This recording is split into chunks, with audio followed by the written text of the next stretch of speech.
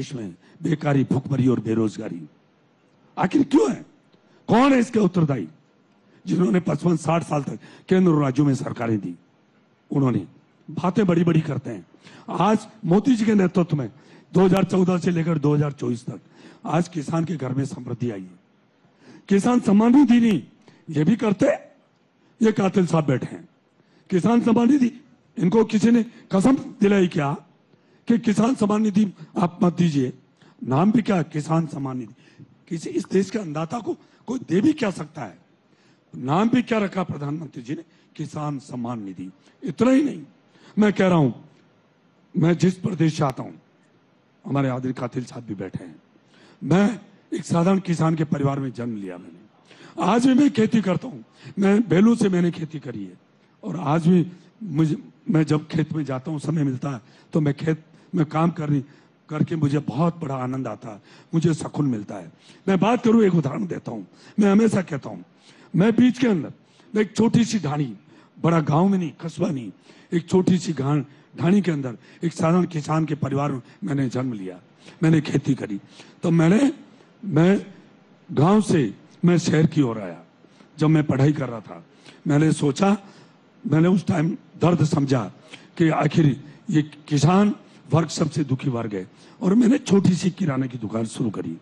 मैं आपको उदाहरण देना चाहूंगा, 1974 की बात कर रहा हूं मैं। आप आंकड़े उठा के देख लीजिए। बाजरा 2 रुपए किलो था, डीजल 95 पैसे लीटर था।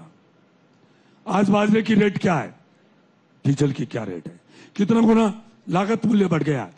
और ये काम आदरणीय या तो अटल बिहारी जी वाजपेयी जी ने किसानों के लिए, चौधरी चरण सिंह जी ने, या फिर अब नरेंद्र भाई मोदी जी ने। बिल्कुल, मैं समझ मैं कह रहा हूं 2014 से मैं आंकड़े गिनाने लगूं। मैं एमएसपी की बात करूं, मैं एमएसपी की 2014 में बाजरा 1250। गेम चेंजर्स 2024 और भारत 24 के मंच पर भविष्य की चर्चा लगातार हो रही है। दीप प्रज्वलन की आप अपने स्थान को ग्रहण करें। और अब क्योंकि भारत 24 ने 2 साल पूरे कर लिए, ये शानदार सफर रहा।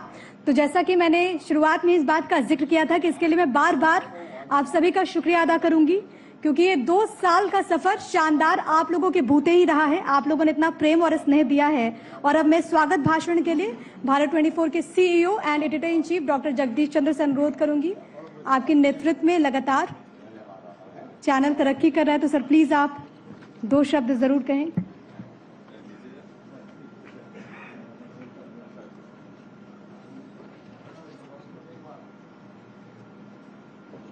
आज के समारोह के मुख्य अतिथि डॉक्टर चरण सिंह जी का हार्दिक अभिनंदन, स्वागत।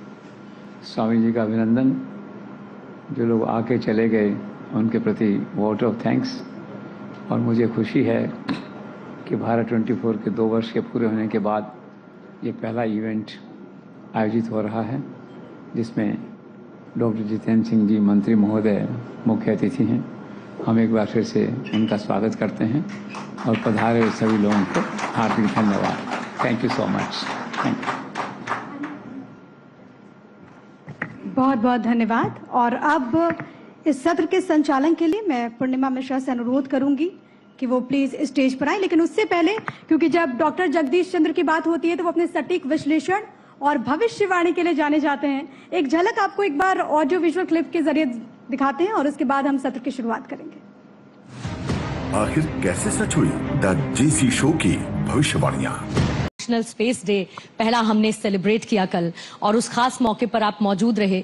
न सिर्फ स्पेस क्रांति किस तरीके से भारत करेगा, कैसे स्पेस में भारत ने तिरंगा फहराया है, न सिर्फ इसका जिक्र किया, बल्कि एक और भविष्यवाणी आपकी तरफ से कर दी गई कि 2040 में चांद पर उतरेगा भारतीय। सबसे पहले इस विजन के बारे में मैं आपसे जानना चाहूंगा। नहीं, मुझे अच्छा लगा कि आपने ये विषय लिया। सच पूछिए तो मुझे लगता है कि space is a success story of the 21st century India. और पिछले 3-4 वर्षों में जिस प्रकार से एक क्वांटम लीप हुआ, जिस तीव्र गति से प्रगति हुई है, वो अपने आप में एक केस स्टडी है। और हमारे यहाँ कोई प्रतिभा की कमी ना थी, योग्यता की कमी ना थी, परिश्रम करने का मादा भी था हमारे वैज्ञानिकों में, आंखों में सपने भी थे, अरमान भी थे दिल में। आपने देखा होगा पुरानी तस्वीरें, अगर आप संग्रहालय में जाएं तो सारा भाई बाईसाइकिल के कैरेज पर अपना सामान लेकर के जाते थे। लेकिन जो अभाव था वो अनुकूलता का, वो अनुकूलता जो नीति निर्धारकों के स्तर से अपेक्षित होती है, the kind of enabling milieu which is expected from the political leadership, from the policy planners, that was lacking. And that was made up after Prime Minister Modi came in.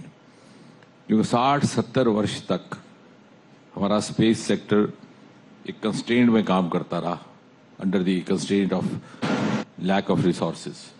और 3-4 वर्ष पहले मुझे विश्वास है और धन्यवाद भी करना है कि प्रधानमंत्री जी ने हमें अनुमति दी कि हम श्रीहरिकोटा के फाटक खोल डालें, और इतना अधिक दिलचस्पी और निवेश प्राइवेट सेक्टर ने उसमें दिखाया है। मुझे लगता है कि मात्र 8 महीने में, पहली अप्रैल से लेकर के 31 दिसंबर 2023 में हमारे पास 1000 करोड़ से अधिक प्राइवेट निवेश हुआ। हमारे यहाँ ऐसे 3 या 4 साल पहले केवल 1 या 2 स्टार्टअप हुआ करते थे स्पेस सेक्टर में, आज बढ़कर के लगभग 300 हो गए। और उनमें से हमारे जो कई एक ऐसे स्टार्टअप्स हैं जो विश्व स्तर के हैं। और हालांकि जैसे कि बहुत कम बार ये बात ध्यान में आती है कि इसरो का जन्म सन 1969 में हुआ था, और वो साल इतिहास में स्मरण किया जाता है जब अमेरिका ने पहला मानव चांद की धरती पर उतारा था, नील आर्मस्ट्रांग, और हमारा अभी जन्म हो रहा था।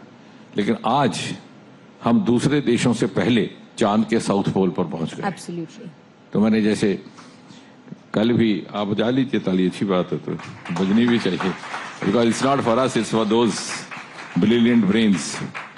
So in spite of the constraints of the resources they could make up, so they made up for the material resources through their human resource.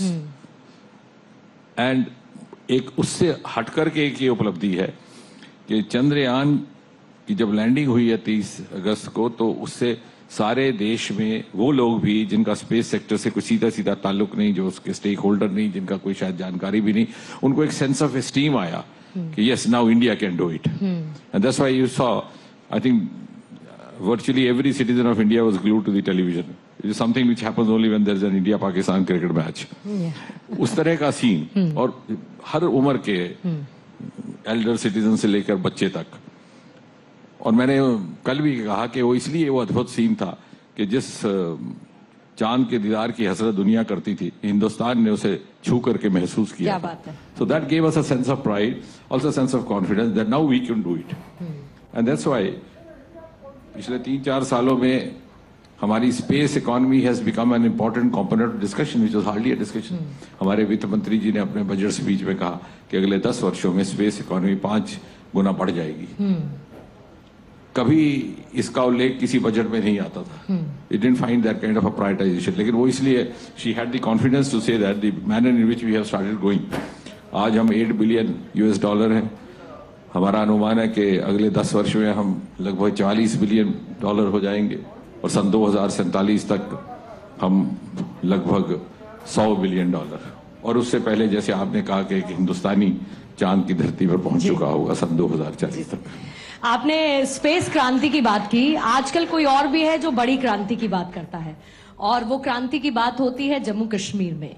मसलन लोकतांत्रिक ढांचे के तहत जम्मू कश्मीर में इंतजार था चुनावों की तारीखों का ऐलान वो हो चुका है।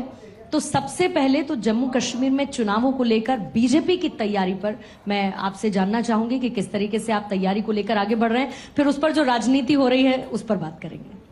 नहीं, जहां तक भारतीय जनता पार्टी की तैयारी का ताल्लुक है, मुझे लगता है उस सवाल का कोई बहुत ज्यादा माने नहीं, क्योंकि भारतीय जनता पार्टी 24/7/365 हम हर समय हर तरह के चुनाव के लिए तैयार रहते हैं, चाहे वो विधानसभा का, लोकसभा, उप पंचायत का। हमारे कार्यकर्ता को सोए हुए जगा लीजिए तो सोए झंडा उठा करके निकल पड़ेगा अभियान पर। So we are grid like that. ऐसा नहीं है शायद दूसरी पार्टियों में होता है कि जैसे चुनाव आया तो उनके वो। लेकिन having said that, Jammu Kashmir के संदर्भ में मुझे लगता है कि एक बहुत बड़ी उपलब्धि which even goes beyond the party lines is कि आपने देखा इस बार लगभग 60% मतदान हुआ, और पिछले 25-30 वर्ष 8-10% केवल हुआ करता था। और मैंने तो एक बार संसद में कहा भी था कि शायद कोई ऐसा नियम लाने की आवश्यकता हो कि there should be a minimum threshold कि कितने वोट परसेंटेज हो तो एक सांसद को मान्यता दी जाए सांसद होने की, क्योंकि एक कॉन्स्टिट्यूंसी में जब लगभग कम से कम 18-19-20 लाख वोट होते हैं तो 8-9% वाला does not have the representative character. लेकिन होता क्या था कि वहां जो वंशवाद के अंतर्गत जिन लोगों ने अपनी प्रभुसत्ता जमाए रखी थी, वो चाहते ही नहीं थे कि माहौल खुले, और थोड़े बहुत वोट डाल के कहीं इधर से उधर से मैनेज करके 7-8% से पीढ़ी दर पीढ़ी उनका राज चलता रहता। अब देखिए माहौल खुला है, तो इसका अर्थ ये हुआ कि आम जम्मू कश्मीर का जो नागरिक है, कश्मीर घाटी में भी रहने वाला, उसकी लोकतांत्रिक आकांक्षा जागी। The first time this is he has found an outlet for his democratic aspiration. और बल्कि एक दो बार तो ऐसा हुआ है, मुझे लगता है शायद चौथा फेज था वो लोकसभा का, कि देश भर में एवरेज वोटिंग था लगभग 60%, और उतना ही वहां भी था। और खास तौर पर बारामूला और इन सब जगहों पर वोटिंग परसेंटेज बहुत अच्छा गया। और दूसरी बात यह कि जहां तक लोकतंत्र का ताल्लुक है, पहली बार वहां जिला परिषदों का गठन हुआ इन्हीं 10 वर्षों में प्रधानमंत्री मोदी जी के आने के बाद।